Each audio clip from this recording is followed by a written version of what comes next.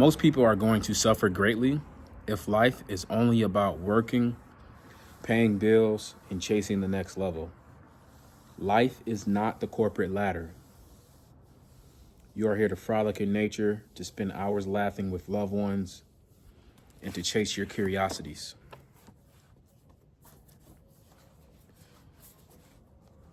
I need you to understand that you have the power to design your life. I am teaching my son every single day that he has more power than he realizes. If I could go back and talk to myself when I was talking like a victim, when I was speaking in a limited way, I would tell him to stop instantly. If I could sit in your brain for 10 minutes, you would hear me say over and over, you can do this. You can design your life. You are powerful beyond measure. Your aura is growing. Your energy is getting big enough for this. Step up and step in. 90% of the game of life is energy. 5% is knowledge. And the other 5% is letting go. Get your energy right. All that comes from this book, Live the Life You Deserve. I posted on my Substack. If you don't have the Substack, go find it. Substack.com, Sylvester McNutt, or maybe it's sylvestermcnutt.substack.com. Yeah, I think that's what it is. Today I talked about developing your own ethics, developing your code of ethics. It's essential that you do this because when you're born into the ethics of your culture, of your religion, into the culture of the times. You're born into the culture of your parents. And what happens throughout life is that some codes don't actually serve you. Now, perhaps they served you when you were younger, whether it was for survival, or just coming up in that culture. But as you become an adult, and as your desires come online, and as you start looking for how you want to live life and who you want to attract and who you want to be, there's just certain ethics that won't align with you. And I would hate for you to go through life on autopilot like so many people do. I lead this community group called Mastery Circle, and that's one of the purposes of the group, is to teach people, to remind people, to inspire people to never live life on autopilot, to always be in the driver's seat, to always be driving your life, to always be an active participant in your life in the direction and where it's going. Now, when it comes to, your code of ethics, we learn these different mental paradigms. We learn these habits. And sometimes they guide us and we're not even aware of it. Maybe you talked to your mother or father when you were younger and they said something along the lines of like, money doesn't grow on trees, or we can't afford that, or that costs too much. Those are mental paradigms. Those are potentially a code of ethics. And don't hear that and shame your parents, or put them down. They too had a code of ethics that they learned or potentially maybe unlearned. And this is what happens through the generations of life. I have a son. I'm teaching him a certain code of ethics, right? And when he's 18, 24, 38, 42, 64, 78, there's a probability that there's something I may have taught him that is outdated or doesn't make sense for him and his journey. So ultimately, I just wanted to remind you that you have to consistently investigate your ethics and make sure that you're living by a code of ethics. So someone could be hearing this and they're like, hey, give us an example. Okay, 3 of my code of ethics. One is I have to be healthy. I believe in holistic health, right? So I believe in holistic health. So I want to be strong. I want to be flexible. I want my lungs and my heart to work well. Even deeper into that, I want what's going on the inside to work well, right? So I make certain decisions based on my code of ethics because I have a high value system around health. So you might not, I'm not saying I never drink, but you might not see me throwing back shots at the bar. That's not really how I live. I'm not saying I wouldn't do it. You know, if you bought me one, I probably would. No one does though. But that's not really my code of ethics. I don't really live. I'm not really in the clubs drinking like that. That's not how I live. Another one of my code of ethics is I need to be wealthy. Now, when I was younger and I had a more immature perspective of that, I thought it was all about having a particular number. And now that I'm older, what I realize is wealth is about having particular habits and mindsets, having a money system. That's what we're doing inside of my community mastery circle right now. Is for the last three meetings, we meet every 2 weeks. So basically the last month and a half, we've been talking about money mindset, debt, growing your income, learning income skills, so on and so forth. And so for me, I'm the type of person where like I always want to be wealthy. And that's in here. And in the external world, whatever you have in the external world is really a result of that. You know, another ethic that I have is that like I like to go to bed. I don't always go to bed on time. I'm not gonna lie to you. I don't always go to bed on time. But if you're trying to get me out late at night, I'm willing to do it, but it's just gotta be worth it to me. Cause my code of ethics is like, man, go to bed. Get some sleep. I got kids. Like, get some sleep. Right? So if I'm gonna be out, cool, I'll be out. I mean, I was a club promoter in my early 20s. So I love going out. I love being social. I love vibing. But it's gotta make sense. So I just want to give you these words. You could go read the article I wrote. It's probably about a 5 or 10 minute article, and that's sylvestermcnutt.substack.com. If you're interested in joining the Mastery Circle, sylvestermcnutt.net/mastery-circle. And I'll leave you with this. When you develop your own code of ethics, your family might not agree with it. Your friends might not agree with it. And you maybe you're Irish, maybe you're Mexican, maybe you're a man, maybe you're a woman, whatever identity you may have, the identity that you may have may not agree with said friends and family. They may not agree with it. And that causes a lot of us conflict because we want to be loved and accepted by our friends and family. And there's nothing wrong with that desire, wanting to be loved and accepted by them. But what I'm going to challenge you on and what I'm going to call you forward on is accepting that you have a duty to not only your present self, but your future self and your past self, the little kid in you.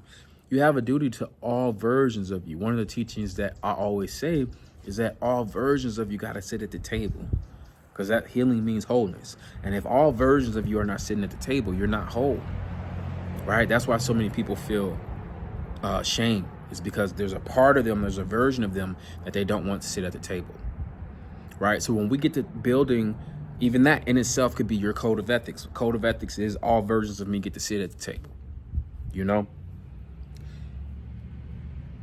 If your friends and family don't agree with you developing a certain code of ethics, let's say you grew up in a family where they eat unhealthy, and you're like, yo, my code of ethics is I value my health.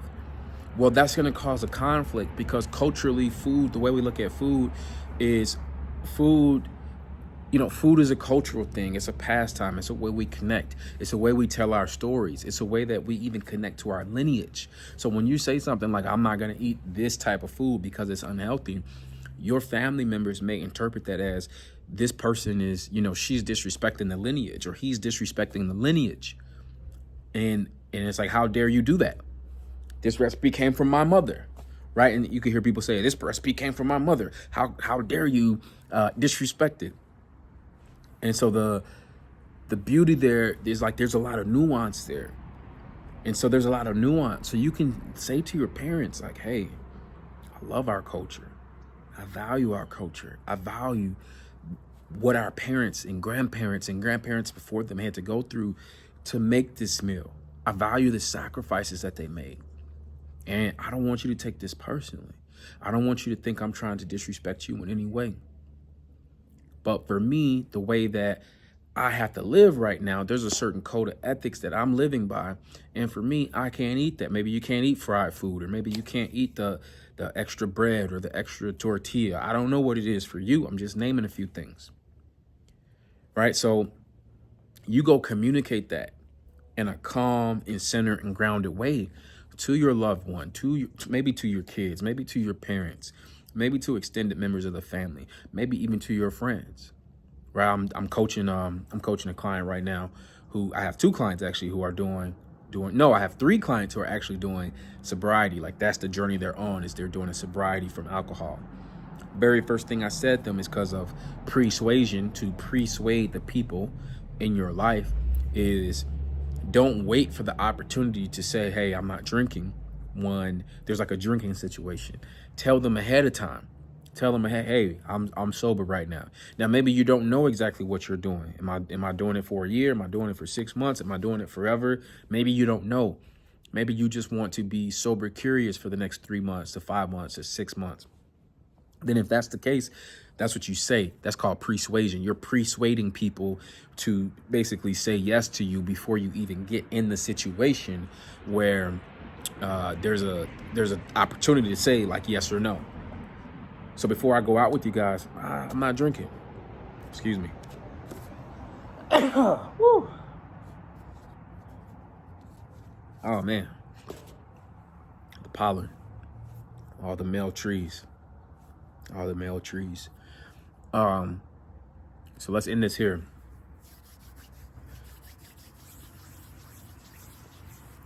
Give yourself credit for getting this far in life. Give yourself a great deal of credit for getting this far in life.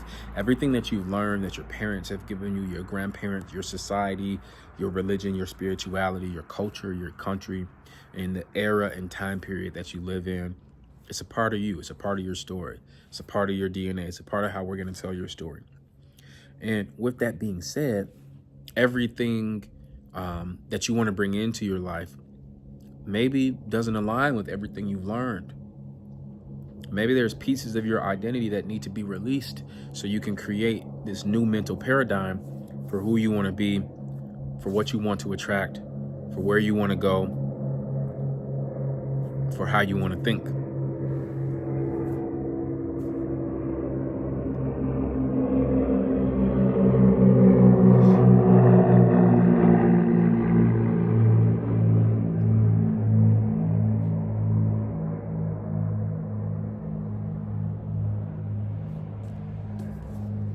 It's not too often that a plane goes directly overhead. So before we go, I'm going to read you one more thing from this book, For the Life You Deserve. It says, go to the fight. Engage with your problems, your shadows, and everything that you are afraid of. True transformation is on the other side of the fight. True transformation is on the other side of the fight. That chapter talks about going to the fight and how in life you're going to have to go to the fight, right? You ever heard of the phrase a bully? A bully? Well, why is this person a bully? It's because they go pick on people and they go fight people. But you know what happens every single time with every bully? Someone's like, you know what? I'm sick of this person. I'm about to go to them. They beat this person up. It doesn't have to be a physical thing. It could be, let's just use an analogy. It could be another way. It could be mental. It could be emotional. And they go beat this person up. And then what happens? The bully's like, man, I can't believe I was a bully. They're remorseful. They're probably full of pain and maybe even shame that they acted that way. And they eventually grow out of it and mature. And or maybe they don't. Or maybe they don't. But the moral of the story is that a lot of the times what a bully needs is someone to go fight them back. Someone to go to the fight. Someone to go to, like, you know what? I'm not scared of you. Let's go. What's up? And then it's like, oh, well, I can't bully this person because they're not fearful of me. Right? They're not preying on my emotions. Like, that person's not afraid. Or, excuse me, they're not allowing me to prey on their emotions. That person's not afraid. All right? The book I was reading, Live the Life You Deserve. The community I mentioned is called Mastery Circle. If you want to work with me one-on-one, you absolutely can. The link will be below. It's sylvestermcnutt.net/coaching. You can do one-on-one. You can hire me to come out to you if you like. I travel all over the world. I'll come to you. I'm going to Greece, or not Greece. I'm going to Spain at the end of the summer to work with my client out there. I'm going out to Florida to work with a client out there. I have a client out in California I'm going to go out there and work with. You can also do calls with me, whatever your budget can afford. If you have a lower budget, you could come into the group community, Mastery Circle, sylvestermcnutt.net/mastery-circle. With that being said, as you can tell, I'm posting a lot more YouTube videos. I'm writing a lot more on Substack. I took the last 4 or 5 years to really go inside and develop a new mental model for who I wanted to be. Also, I had a kid in 2020, and I wanted to be present. But now it's time for me to work. And I love making videos. I love doing podcasts. I love writing. I love it. So comment below. Let me know what you got out of this video. Let me know if this resonated with you. If you're getting the book, let me know. Comment below. Like I'm gonna read all the comments and respond right back. Comment below. Let me know what you got out of this video, what you think, how this resonated with you. If you're gonna get the book or have the book, let me know. This is my favorite book. I have 10 books. This is my most recent one. It's my favorite book. I feel like my mind was the most clear. My heart was the most clear when I wrote that book. If you're coming into the Mastery Circle, let me know. Would love to have you. If you want to add me on the other social medias, there's Instagram, Twitter, and TikTok. I just started a TikTok like last year or so. So would love to have you on any one of the socials. Thank you so much for being here. And I probably need like a closing phrase if I'm going to be posting videos on YouTube. Let's just go with the book title for now. Let's just say, live the life you deserve.